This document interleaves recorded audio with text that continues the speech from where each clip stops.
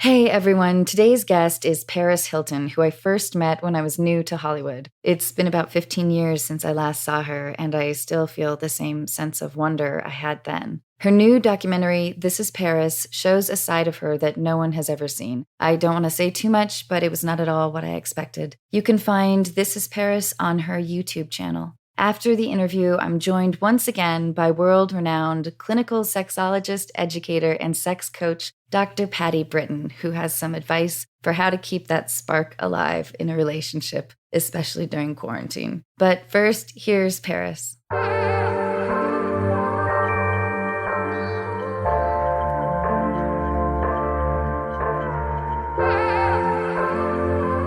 Ladies and gentlemen, you are listening to Unqualified with your host, Anna Faris.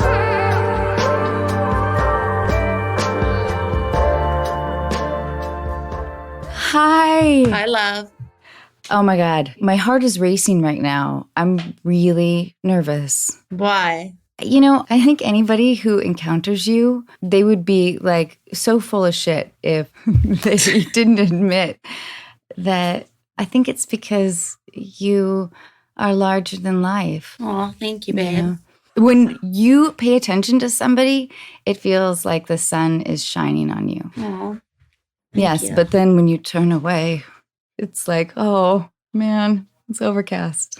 Love you. How are you? How is Good. everything? Really good. Good. Yeah.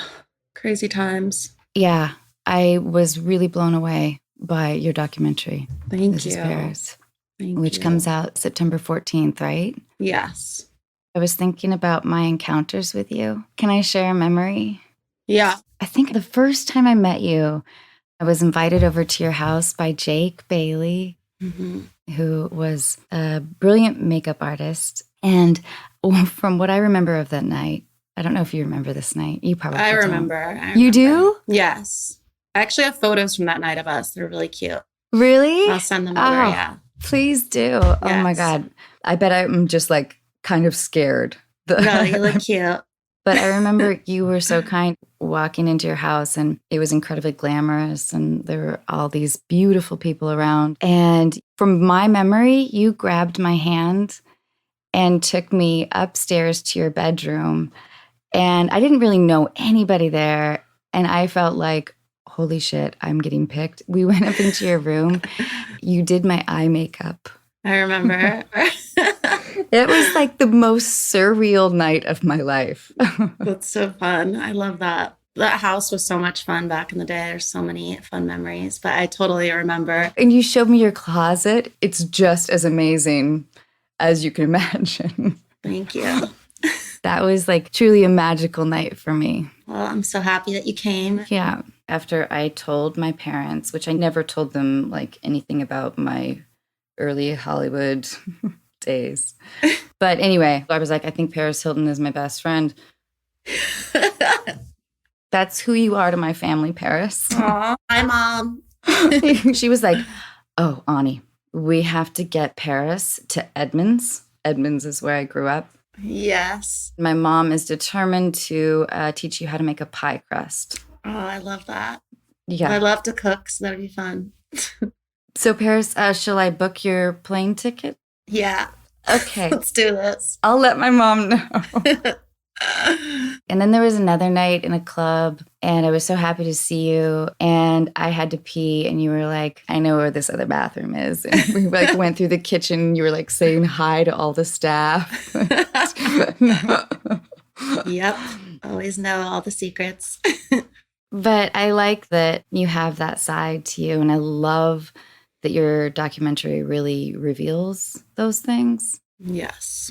Definitely the first time I've revealed. I think that you have something about you, though, that is very, I think, human and vulnerable about you, that through all the beauty people can see, which is a pretty incredible thing, I think.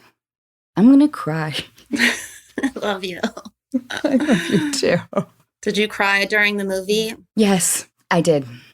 Do you get that a lot with like your friends that have seen it? Yes. Did a lot of people know about your journey? No one. I never talked about it with my family, my friends, my sister, my boyfriends. No one. It was the first time. How long did it take to film the entire documentary? Around a year and a half. And did you know that the story would end up where it did? No, that was not the original plan at all. The film was originally just supposed to be about my life, being a businesswoman, all the fun parts. But I never thought I would ever reveal the secrets or really go that deep or really be myself. I thought I was just going to continue playing the character. But during this film, I just got so close with the director. She was just so amazing and made me feel so comfortable where I felt like I could tell her anything. For maybe like the first 40 minutes, it's so much glamour and this completely unimaginable life. And then the shift is like, holy fuck. So was that about 6 months in when you were starting to be vulnerable to a camera and a film crew that you trusted that kind of asked you to take a deeper dive into things? Yeah, I think it was about 7 months into filming. The director and I had just formed this really close relationship. I was traveling. I was on a tour traveling around Europe and Asia. And then I was in Korea and I had just been working nonstop and was on no sleep and just feeling just physically and emotionally exhausted and having severe nightmares. And all of a sudden, I just started opening up to her about what I had went through and these traumatic experiences. And then she just kept pushing me to ask more and more. But I kind of didn't feel comfortable. I was like, I don't want to say this on camera. I don't want this as part of my story. I don't want people to know. And she convinced me to tell my story. She's like, this is who you are. This is real. I want people to know why you are, how you are, and what happened to you in your life, because it's something that's really serious. And then I finally felt brave enough to come forward with my whole story. Well, it's amazing. A lot of times on podcasts, like I'll talk about my high school reunion, and like whatever that experience was, which was mundane. But I think you didn't have anything close to like a high school graduation or a prom or any of the typical experiences that most of us have. Mm-hmm. No, I did not get to experience any of that, which makes me sad too, because I look at movies or seeing my friends and just seeing all the memories of people like having a graduation, going to the prom, and just doing all the things that a normal teenager does. And to have missed out on that, it bums me out. Like I wish I could like go back and be able to do all of that. Paris, it wasn't all that great. Oh. I want to talk intimately with you because your documentary is so intimate. Mm-hmm. I would think that your high guard must, of course, be rooted in that massive trauma. And I don't want you to have to get into relationships if you don't want to talk about that at all. I don't mind. Really? Yeah. Okay. Are you in a relationship now? Yes. Amazing relationship. The best one ever. Like I didn't know that it was possible to feel this way or be so happy or feel so safe. So Good. grateful. Yes. How long have you been with this person? We've known each other for 15 years. Oh, that's nice. Yes, we've been friends for a long time. And then this Thanksgiving, I went to go visit my family in the Hamptons. And we got invited over to their house for Thanksgiving lunch and then for dinner again. And ever since then, we have just been inseparable. And it's amazing. How did you guys meet? We met 15 years ago at the same house that you went to, the Kings Road house that I used to live on, at one of my epic parties. And ever since then, we just were friends and then reconnected again Thanksgiving. Did you guys have like a flirty, texty thing for 15 years? We just would see each other around. But then as soon as we were in the Hamptons and had our first kiss, then we were just texting back and forth. And then we were just inseparable, where we've literally not spent a night apart since then. Do you guys have clam bakes in the Hamptons? I've never been to the Hamptons. Yes. Does that involve like digging a big hole and sticking a bunch of clams in them? I don't do that part, but I'm sure someone does. I just eat them. But yeah, we do that. We do like s'mores on the beach. It's fun. I love the Hamptons. Okay, I'm going to ask you a couple of questions, if you don't mind. Sure. Okay, what is a trait you dislike in others? I don't like when people are rude to other people or liars. I hate liars.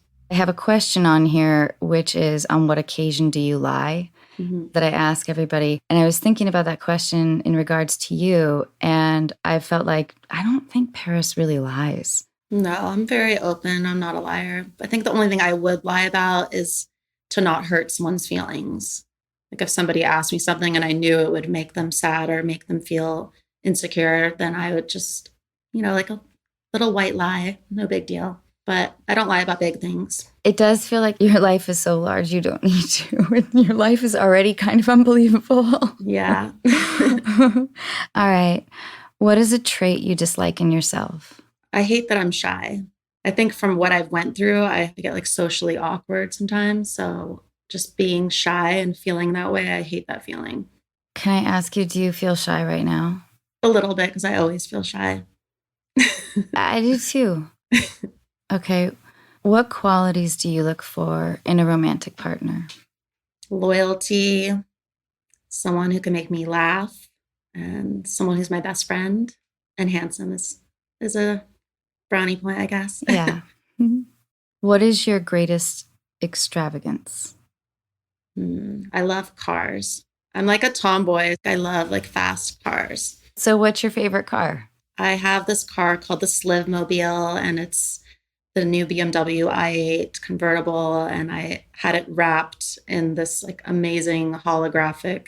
It literally looks like a mermaid unicorn skin. It's really cool. I love it. That sounds amazing. And I love the idea of you cruising around the Hamptons in that. Mm-hmm. Do you like to drive or do you like to ride? I love to drive. Yeah, I do too. I'm not quite sure if I'm the best driver, but I sure do like it. I say that all like secretively, like the cops are right around the corner. Yeah, seriously. Okay. To whom would you most like to apologize and why? I'm trying to think. No one. I really can't think of anyone. I feel like I've always been so kind and good to people, even when I shouldn't have been. So I don't know. I can't really think of anyone I would apologize to because I don't ever do anything to hurt people's feelings. I'm very sensitive about all that. Paris, that is the fucking raddest answer I've ever heard. It's true. That's amazing. Yes. Okay. If you could live anywhere in the world for a year, where would it be? London. I love London. It's one of my favorite cities in the world. What do you love about it? Everything. Just the people, the food, the shopping, the vibe, the architecture. It's one of my favorite places. I used to actually live there for 6 months and I really loved it. But what about the weather? The weather can be brutal sometimes. So I think if it had LA weather, I would live there full time. Yeah, I love London too. Okay. What qualities do you look for in a friend? Someone trustworthy who has good intentions, who wants to be my friend for the right reasons, and someone who's fun to hang out with and has good energy and, again, can make me laugh because I love laughing. Okay, Paris, I'm going to dive back into like LA memories during those times. Mm-hmm. Like that night for me, I probably was 23 or 24, and it was mind blowing for me. In kind of just the beauty and like truly the Hollywoodness of it. But I imagine you have never had that experience because that has been your life at a pretty young age, right? Like 14 or 15. Yes. Is there anything that can like blow your mind? Have you had like I don't know, in the last decade, something that has amazed you? I feel that I've just lived so many lifetimes because I've done so many things and went so many amazing places and just have seen it all, that nothing really excites me anymore because I feel like I've just seen everything and more. I think one of the things that blew my mind was for one of my anniversaries, because my boyfriend and I celebrate every single month, and he always just comes up with something super romantic. And recently he set up like this whole movie theater outside at the house, like on the balcony. And it was just like this huge screen. And he knows I love Marilyn Monroe and I've never seen any of her movies. So he had that and just like presents and flowers and candles. And it just, I'm not used to guys doing romantic things for me because I just never have had the time and I was never with the right person. So just to have someone do something so special for me every month is just like blows my mind what he does. Are you guys able to quarantine together? Yes. Oh, that's great. Yes. And you guys are so in love after what it's now 9 months. We just had our 9-month anniversary. Congratulations, Paris. Yeah. So this pandemic has been really scary and really hard, but I like to see the silver lining and the fact that we've been able to spend so much time together. I haven't had to travel and just becoming so close. I feel like this pandemic is either like a make or break situation with relationships. I've seen so many people break up or get divorced, and then I've seen other couples just become so close because of it. Paris, could you name like 4 or 5 of your most valued items, like sentiment or whatever, however you want to define that? Like if you only could take 5 items if a fire came your way. I would take my iPhones because obviously I love my phones. I need them. And my 21st birthday dress, which is like this iconic, sparkly, beautiful dress that I love. And I would take like I have these really amazing boots from Philip Klein that are all crystallized that I love. I know it's pretty random. No, it's just impractical. Yeah, very. Like I need my 21st birthday dress and these boots now. I have to run out of the fire in style. Okay, Paris, who would you invite to your dream dinner party? I would invite Marilyn Monroe, Princess Diana, and Snoop Dogg, and you.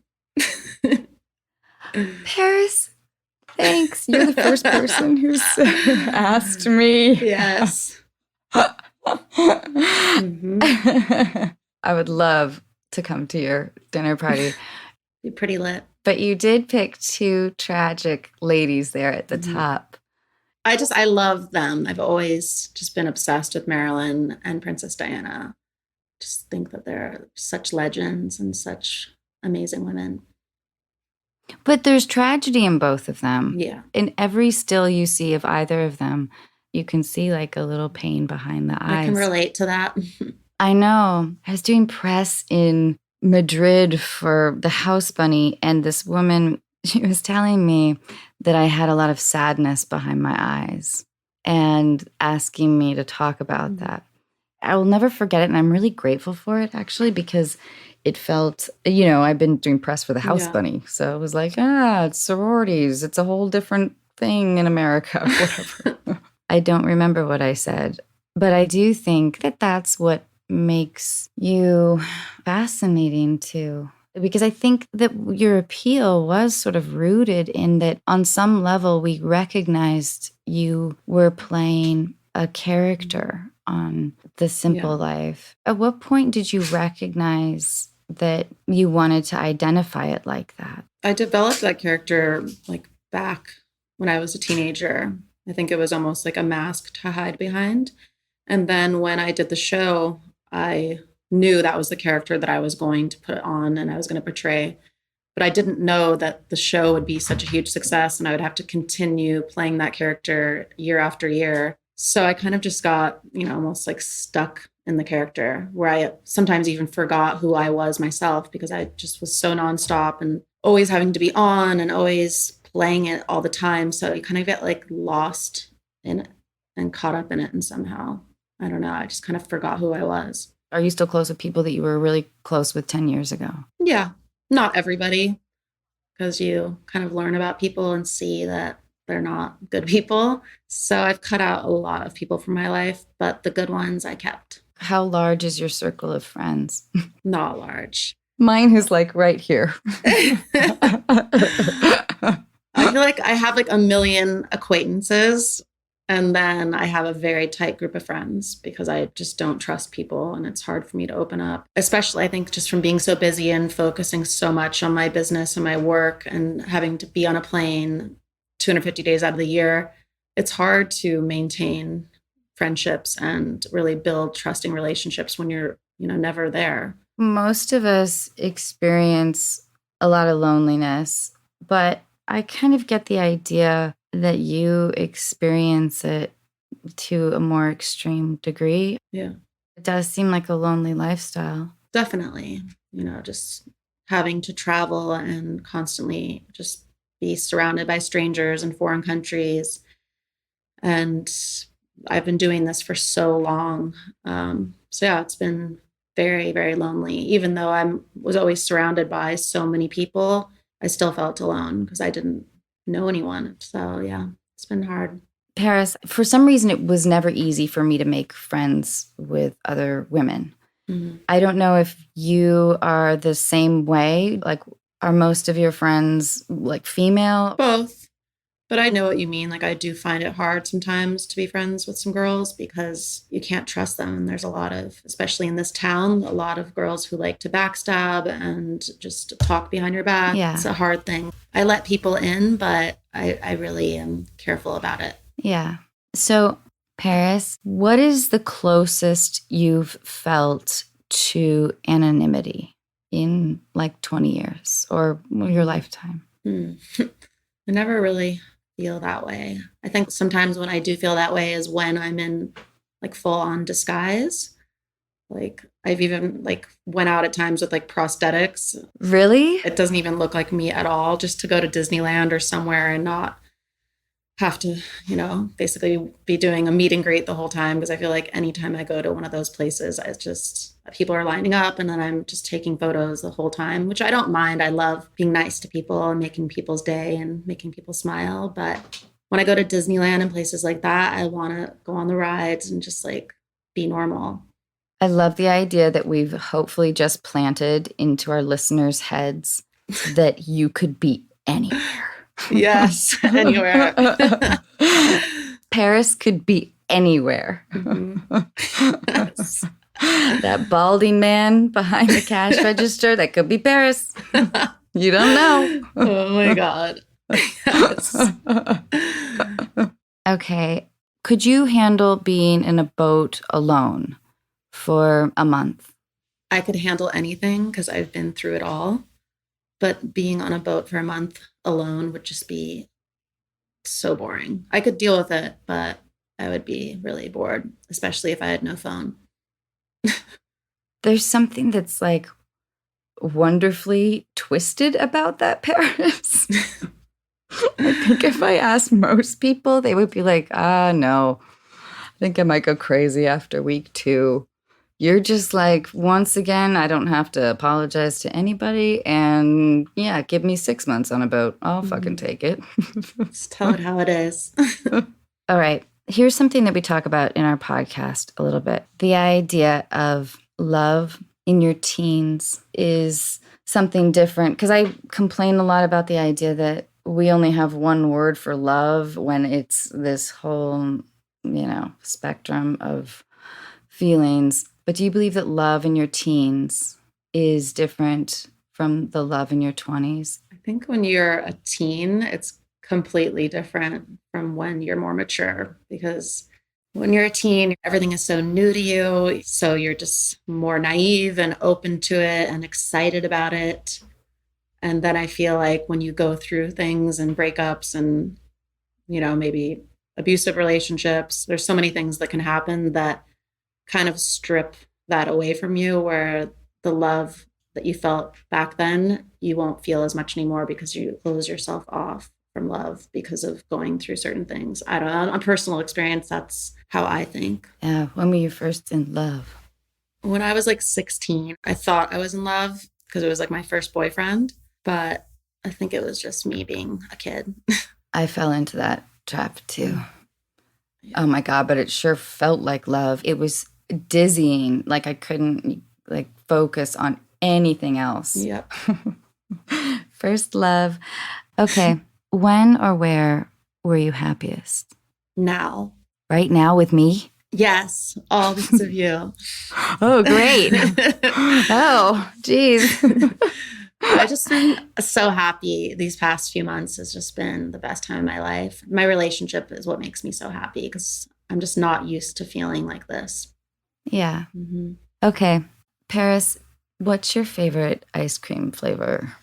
I have lots, but my most favorite is cookies and cream. That's a pretty frequent one, Mm-hmm. but a lot of the boys do vanilla. It's so boring. Well, they like to add toppings, which I think is Yeah. sort of indicative of our culture. Well, then you're just making your own kind of ice cream. I love doing that too. I'll literally order like a big cup of just like the smushed up like Butterfinger and then another cup Yeah. of just like the hot butterscotch caramel. And I just basically eat that alone with a spoon. It's so good.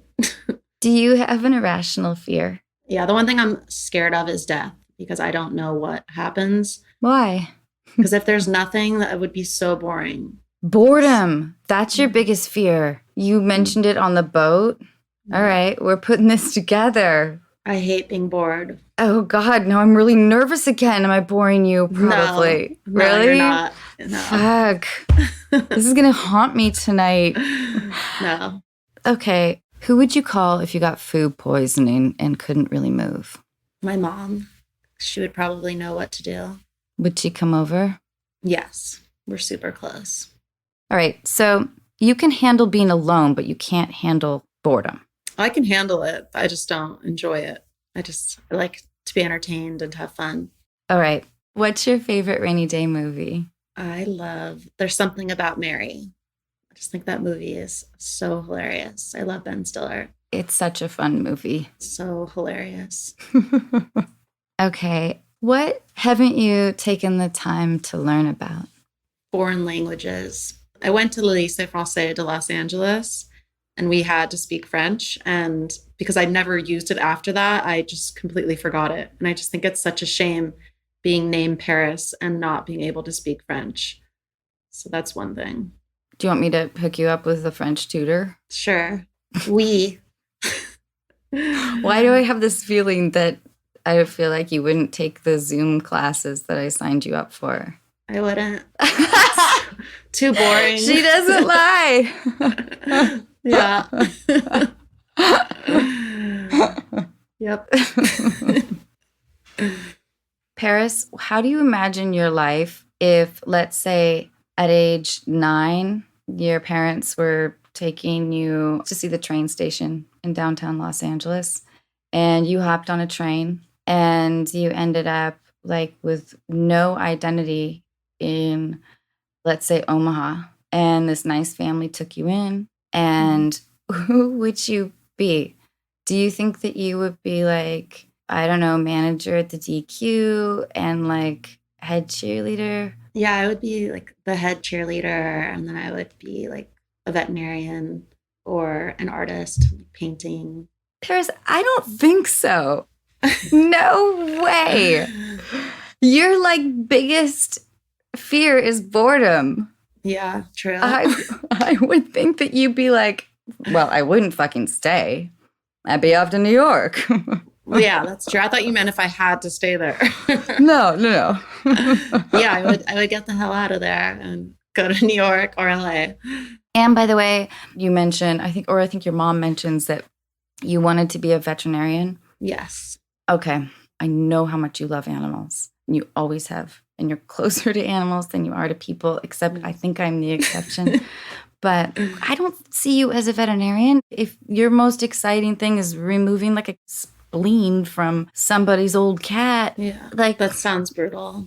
I'm just sounds not only boring, but just gross and hard. Yeah. So when we talk about your alternate life, I think we really have to visualize that it's like just talking about, an impossibility. Yeah, you're right. I agree. Just because you're an animal lover does not mean you want to be that. No, it doesn't suit. No. Okay. Did you play with Barbies growing up? Yes. I still collect them. Were they your most favorite toy? Yeah. I was a tomboy, so I liked other types of toys as well. But Like what other types? Just like video games. And I don't know, I've always collected like figurines and just different anime characters and Sailor Moon. I always love Barbie. Wait, did you ever do anything perverse with your Barbies? I got to an age where I'd heard of the concept of whorehouses. Mhm. So I started making like a Barbie whorehouse, and I would have like the male customers come in and I'd dress up the little rooms or whatever. What? How old were you? Maybe around 11 or something. You didn't do anything like that? Come on. No, I've never heard anyone do anything like that. You needed more exciting friends, Paris. I know, I should have been hanging out with you when I was little. Yeah, I would have taken you to the dark side. Yeah, seriously. Yeah, we also used to play Barbie murder mystery. So you didn't do that either. No, I would just dress them up and that was about it. No killings. Did you cut their hair? Yeah, when I was very little, I like cut all the hair off of some of them. Oh, that's mean. Did you do that to your sisters too? One time, I cut Nikki's bangs off and she was like 2 years old. I think because it was like the new baby and I was jealous. So I like literally cut off her bangs and my mom was so pissed. What other mean things have you done to your sister? Um, Come on, Paris. She was more of the mean one because she would always tell on me. So Nikki was always like the good one. And then I was like, oh my God. You're like a mob boss. Yeah. Like, because she's a rat, she's worse. Yes. Paris Hilton is anti-whistleblower. Yep. I don't like that. What else? She was actually always acted like the big sister. Like she was always the one who was the boss, like in charge, and would always tell me what to do. We have this relationship where I've always like looked up to her as like my big sister. She's always been the one who's been more mature. Do you still believe that? Yes. But did that quality make you mad? You know how like sometimes one sibling is like perceived to be good and responsible, and then the other one isn't, and they kind of feed into that identity? Yeah. So you were solid in like being like the bad one. No, but we never, like nothing bad has ever happened. Like we never got into a fight, nothing like that. I think the only thing I was annoyed was when I was little, like a teenager, Nikki would always love to tattletale to my parents. So that would just make me annoyed, obviously. Yeah. Today's episode of Unqualified is brought to you in part by Babbel. If you're looking to learn a new language or just brush up on a language for that secret mission where you really need to blend in, Babbel can help you speak the language of your choice faster than you think. I took 2 years of Italian in college, and at some point in the following 20 years, I seem to have forgotten pretty much everything. Now, after about a month of what anyone would describe as minimal effort, I can honestly tell you that Babbel's method of teaching is so different that it feels like I've already learned more in that month. Babbel is proven to get you speaking a language within weeks and is designed with real-world conversation in mind. Over 100 language experts came together to create the most effective teaching method, and speech recognition technology really helps your pronunciation and accent. The daily lessons take only 10 to 15 minutes, beginning with words and phrases that gradually become more complex without you really noticing. Right now, when you purchase a 3-month subscription, Babbel will give our listeners 3 additional months for free with promo code ANNA. That's 3 additional months free if you go to babbel.com and use promo code ANNA on your 3-month subscription. That's BABBEL.com, promo code ANNA. This episode of Unqualified is brought to you in part by Miller Lite. As the original light beer, Miller Lite has always been there to bring people together through Miller time.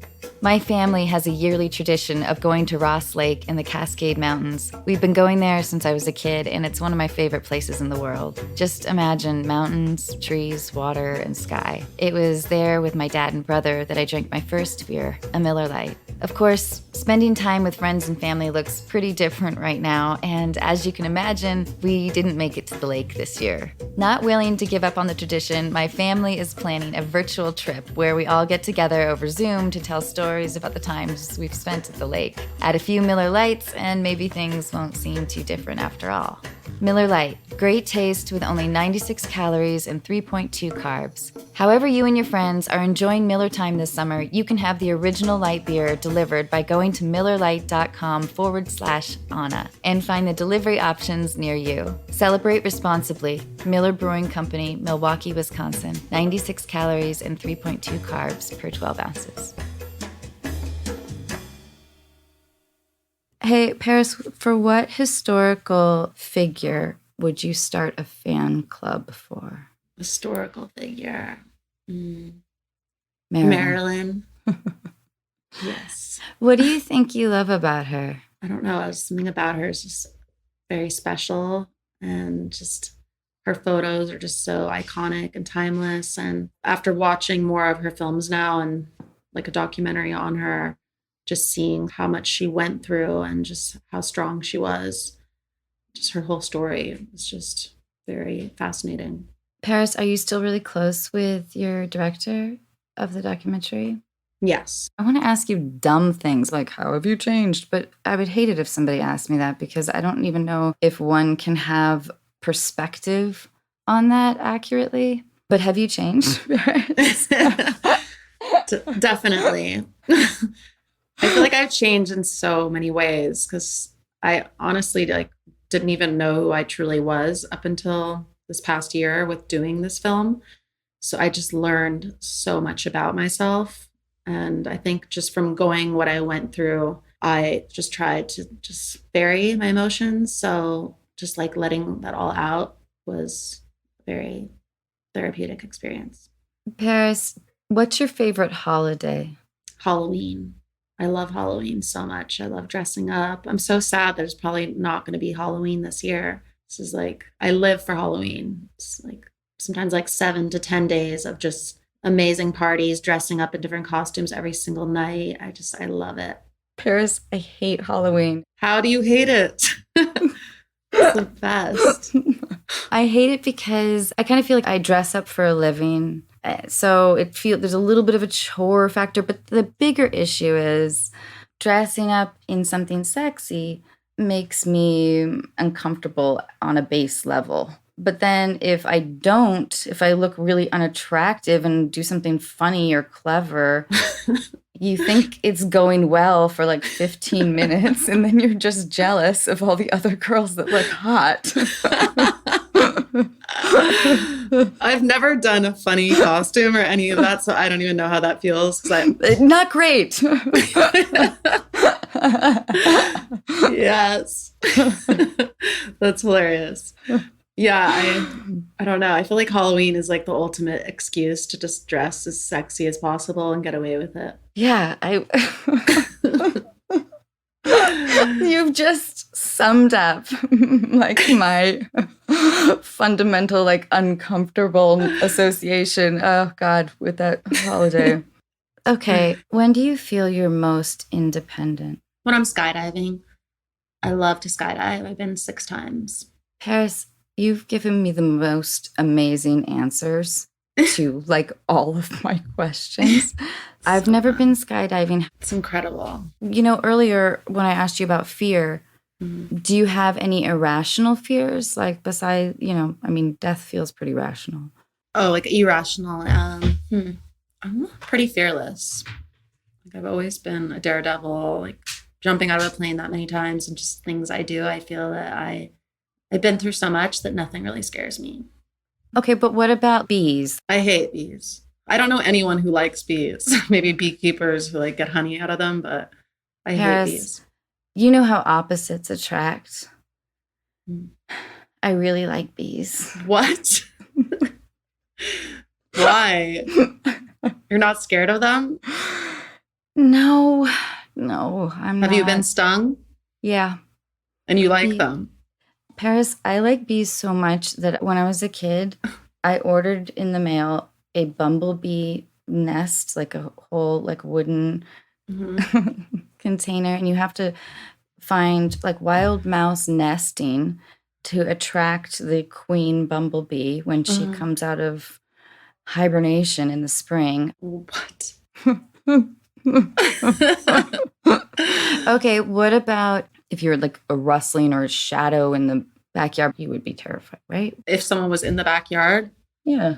one time, like a couple years ago, this man, it was like 4:30 in the morning, and I could just hear this loud banging. And I went downstairs, and there was this man in my backyard, which was banging on my windows to my living room and just trying to get in. Paris, what did you do? I was freaking out, and my boyfriend at the time was with me, thank God. And he had a gun. So he went outside and put the gun to the guy's head. And I called the police. And they took like an hour to come. And then the police came and they talked to him. And I was standing there, and he said, I just escaped from a mental institution.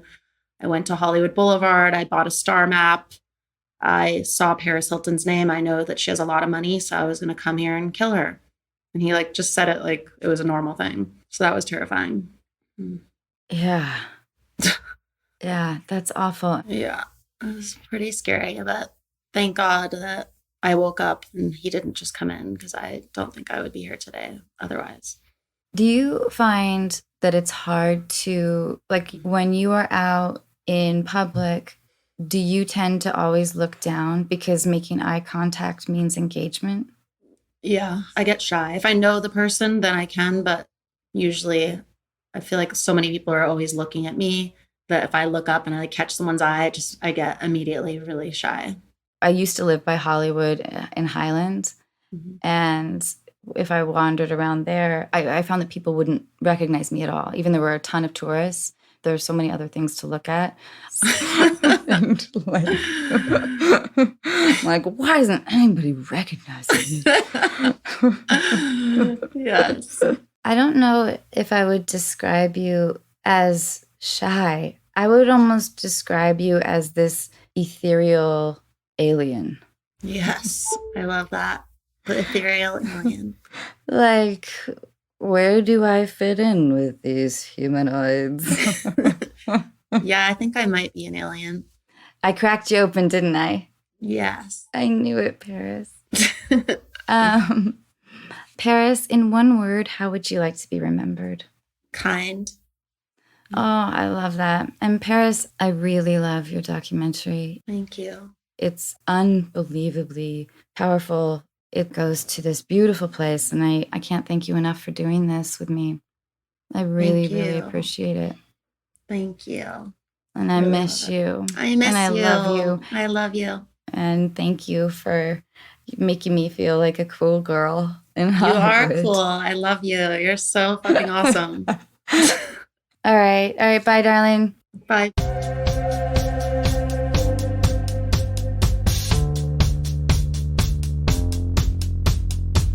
Hey everyone, I'm excited to have Dr. Patty Britton back with more straightforward and uninhibited advice on ways to improve our sex lives. If you want more of Dr. Patty, you can find her at drpattybritton.com. Links can be found in our show notes. Dr. Patty, thank you so much for joining us again. You are invaluable. I'm enjoying it immensely. We are going to call Ashley. Hello? Hi, Ashley. You're here with myself, Anna, and Dr. Patty Britton. Hi. Hi. How are you guys? Oh, great. How are you? Good, good. Ashley, thank you so much for doing this. Will you tell us what's going on? Yeah, for sure. So my boyfriend and I have been together for over 7 years now, and we've always been like a very outgoing couple together where we go to lots of parties and we travel a lot for concerts or football games and stuff, which usually results in like a lot of sexy time, to put it that way. And since COVID started, I've noticed that physically that connection is kind of lulled a little bit because we've been around each other 24/7. We're not going anywhere. We're not doing anything. And so I talked to my best friend about it, and she's kind of in the same boat too with a long-term relationship. So we were just kind of wondering like what's some advice and to try and like reignite that physical connection when you're such close quarters all the time. Oh my gosh, Ashley, I love it that you asked this question because we are all there. You are every person Right? on earth in a relationship. Well, yeah, and it's just, I find like it's weird when you get in relationships, and especially when they're long term, people don't necessarily talk about sex anymore, and it's kind of taboo, or it's just put in a negative light when really it's just like, what are you guys doing? But people don't really talk like that. So I was really looking forward to getting some more advice on that. That's an interesting thing to say, but you're right. It's almost like when your couple friends get to know you guys, you can't like spill the beans about your sex life as you once could in the beginning of a relationship. Yes, for sure. Dr. Patty, what do we do to have sex a lot these days? Well, this is the billion-dollar question that's going on in bedrooms all over the world because so many people are cooped up with their once beloved. I'm being a little sarcastic. And I mean, the lust goes away. The love is still there. I think that the love is easy to maintain, but the lust, the desire, right? That kind of, I want her, I want him, I want them.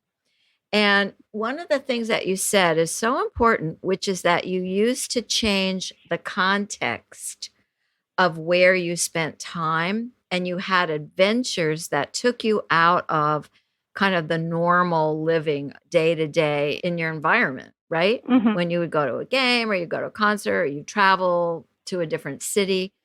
And it's interesting. I just attended a webinar last week on male sexuality, and it was really about couples. And he was really talking about how females are so context driven when it comes to turning on. What do you mean? Okay, so that what the setting is like is really a big part of it. And I think that what's happening for you, and it's so common, is it's kind of like, okay, same stuff, different day. And are you working at home, the two of you? We were. I just got to go ahead about a month ago to go back to work. So we've started to get a little bit of separation. But yeah, for about 3 or 4 months there, yeah, like he had upstairs, I had downstairs. Exactly. So there's no room for longing. Okay. And this is what's killing desire is that each of you is too available, literally too available, and you're suffocated. I hear it all the time from my clients and the students that I train who are doing the same kind of work. So you have to create a form of separation. And that's why when you travel, you're actually separating from day to day living together. And when one of you goes to work or one of you even goes to Trader Joe's to go shopping, you break that monotony of having each other around all the time because you can't want when you have what you want.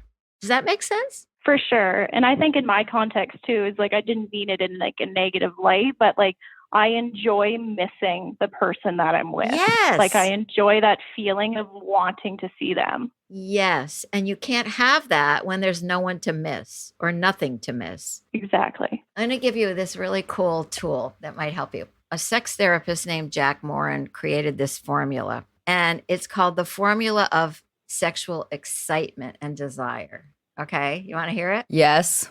Of course. Okay. So it's really simple. You can write it down. E, the letter E for excitement equals A.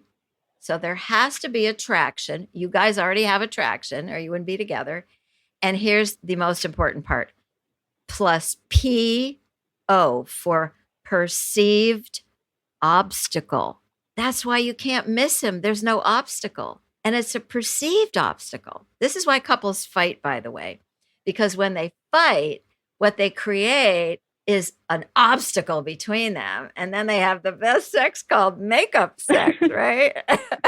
Dr. Patty, I was going to give Ashley the advice of like when she gets home from work, going to her bedroom, wearing a really tiny skirt with no underwear, and talking about how some made-up dude was hitting on her at work. Oh, man. I know. I kind of like that. Is that an example of a perceived obstacle? Yes. And it could be real or imagined.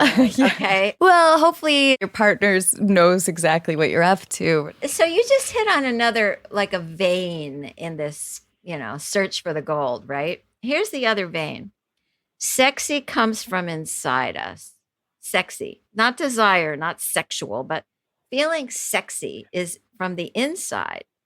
And there's something that happens when we get sexy ourselves And then we kind of strut and parade around with our partner. And I think that you're onto something, Anna, which is, first of all, separate yourself. That's separation. That's the key here. Perceived obstacle equals separation. You create that by putting on something that makes you feel sexy. What makes you feel sexy? It's not sweats, I'll bet. No, and there's been a lot of that. Yep. Yes. You know the joke. What are those? They're called pants. That's what's happened in the world of Zooming. But what makes you feel sexy? What kind of outfit would make you feel sexy? I'm a titty girl. Yeah. Eyes and tits have always been my best features, so I'm always low-cut tops. Nice. All Giving it a right. sneak peek. Yeah. All right. So what about a shelf bra? Oh, is it bad if I don't know what that is? It holds the bottom of the breasts up, but they rest on it like a shelf. Oh. So it's kind of a push-up, but open. And then one of my favorites is nipple jewelry. Ooh. So nipple jewelry does two things. It's a visual for your partner and you in the mirror, right? Yeah. But here's this really piece of cool science. What happens when we stimulate a nipple is the same lighting up the brain as when we stimulate the genitals. The nipple connects to our sexual parts, literally.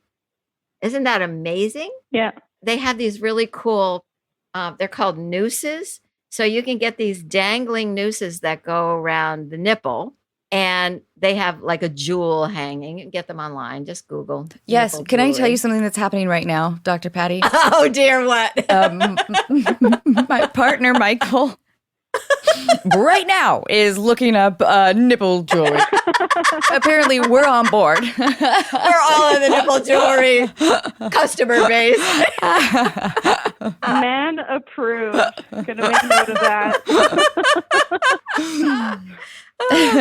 But the thing is, you take this little noose around your nipple, right? And you tighten it. And so you're actually like pinching the nipple, which is creating a stimulation that goes right to your brain, just like you were having someone diddling your clitoris. Imagine? I am, kind of.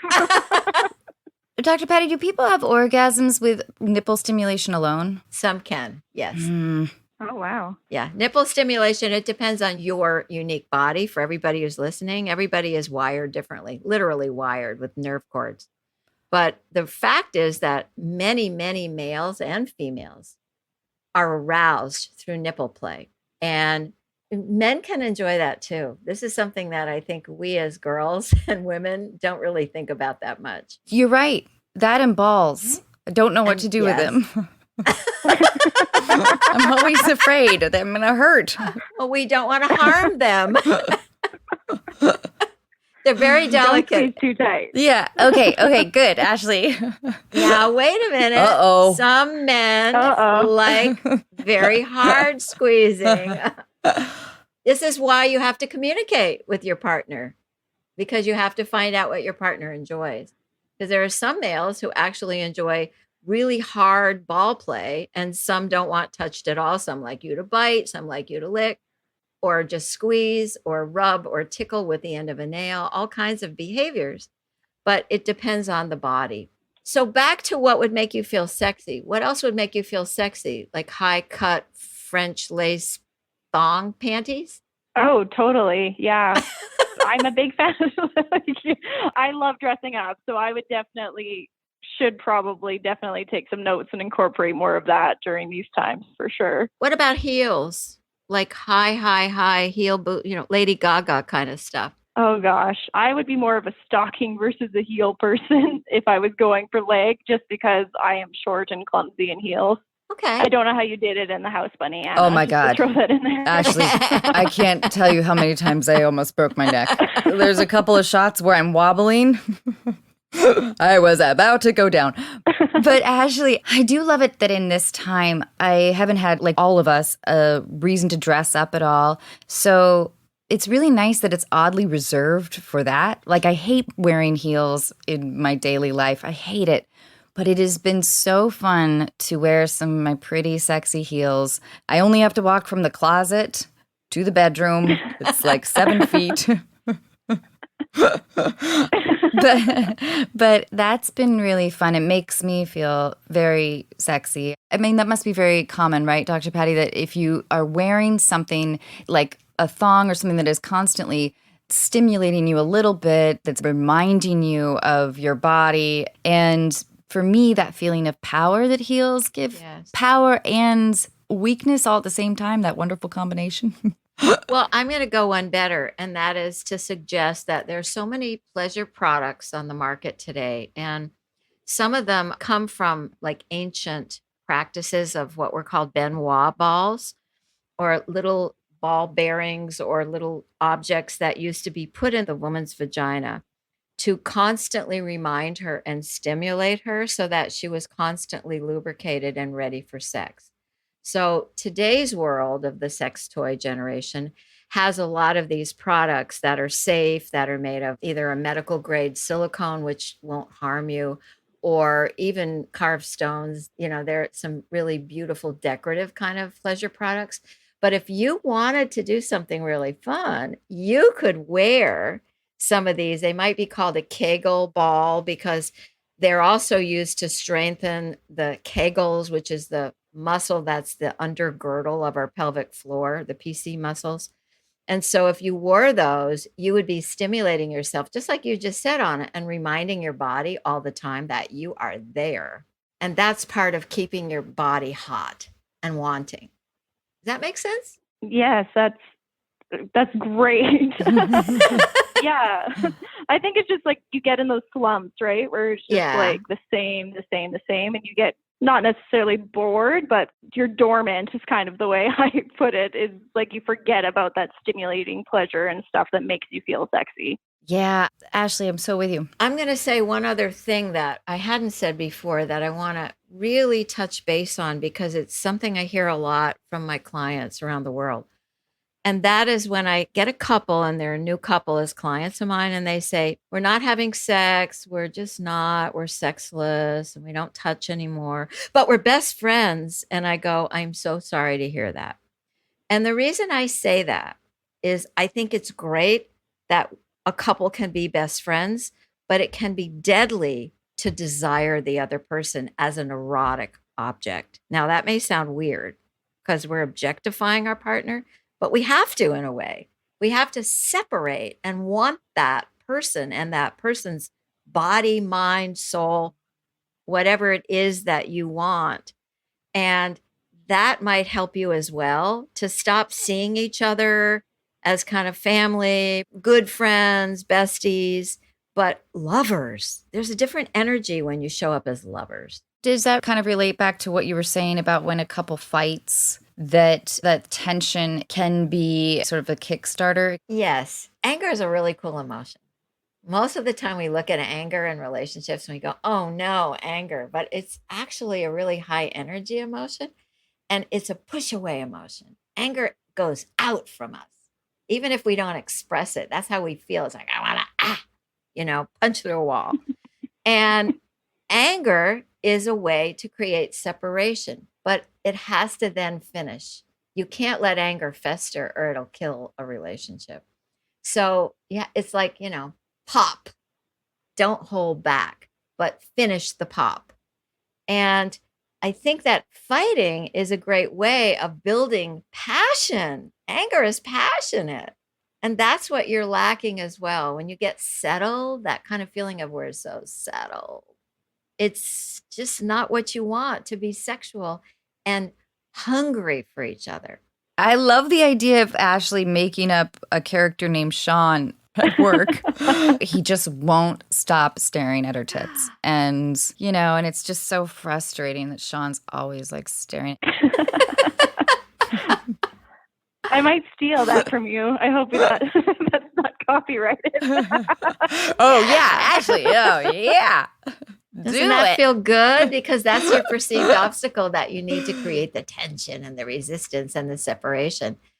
And it's totally made up, but it doesn't matter because the energy is real. For sure. I love the idea of a short skirt, though, and like little kitten heels, too. No underwear. Or maybe a tiny thong. Crotchless. Crotchless panties. Yeah. Yeah. And then you just have to be bending over all the time. You need to be like dusting the, Constantly dropping things.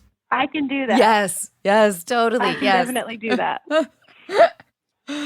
Ashley, thank you so much. This was really fun for me too. We're all in this together. It sounds like you're in a relationship that you love and facing the problem and have the courage to talk about the problem that most of us have. So I can't thank you enough. Yes, for sure. You gave me lots of ideas. Oh, good. Beautiful. And just get out of the house at times, safely. Go take a walk for an hour and be gone. Yeah. I've been wearing sweats for the last 6 months too, but I love the idea of like wearing really tight shirts again. Just something that makes me aware of my own body so I can absorb sort of that feeling of my own sexuality too. And you're right, Dr. Patty, that sexuality comes from Within. And can it be taught? Or does it have to do with sort of confidence or, I don't know. Sure. I'm sure it can be taught. Well, if you adjust to the idea of like, I'm sexy as fuck. Just write that on the mirror with lipstick every morning. I'm sexy as fuck. Yeah. I love it so much. Well, you can play with that. The language is really playful and it's also got energy in it. Do you feel that? Like when you say, I'm fuckable, there's something different from, I love him. It's a really different feeling. So you have to power yourself up. You can use all of your senses to awaken yourself. I do courses on how to feel more sexy. There's a lot to say about it. Just keep in your consciousness that little formula of E equals A plus PO, and keep looking for the POs because that's going to help you a lot in keeping that separation going and then wanting to come back together, literally and figuratively. For sure. Awesome.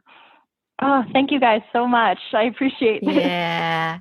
Oh, Ashley, thank you so much. And I can't thank you enough for talking with us. Thank you, Thank you. I Ashley. love your podcast, and it was great to be a part of it. Oh, Ashley, thanks again. I hope that you guys bang tonight. He's not home yet, so I have time to get ready. Ooh. Oh, yeah. Nipple jewelry I love 101. Perfect. Thank you, guys.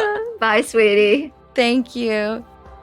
Dr. Patty, thank you once again. You are just incredible at what you do, and I love talking to you, and I hope you have a wonderful rest of your day. Thank you again. Bye-bye. Thanks so much. Bye-bye.